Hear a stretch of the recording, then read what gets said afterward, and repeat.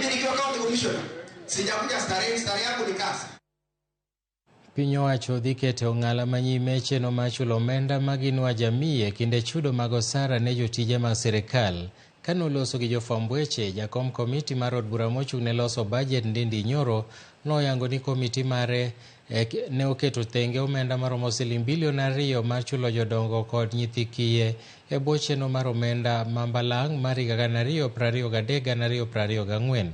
Nyoro nomedo wacho ni piny owacho timo duto madwarore mar neno ni yawa mahikgi oniang' oyudo omenda margi e kinde madwarore maonge leo e yo mayot kokalo e simbegi mag ong'we yamo kar dhi riedo e laini mar bengi.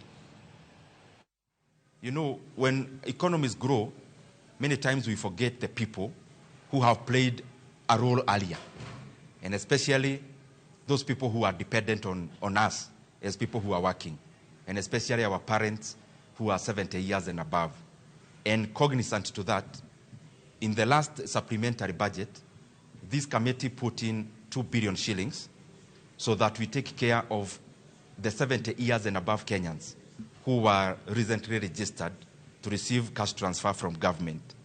Now, the ministry is currently refining that list, and I want to assure our parents who are 70 years and above who recently got enlisted, sisi tumeweka pesa na wataanza kupata pesa yao hivi karibuni, hata wao walikuwa registered juzi.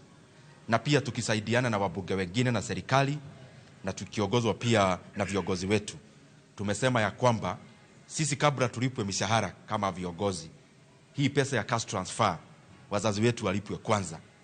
Na tunataka pia badala ya kutumiwa kwa bank, wakuwe wanatumiwa kwa M-Pesa, wanatolea nyumbani, so that we also lower the cost of accessing that money.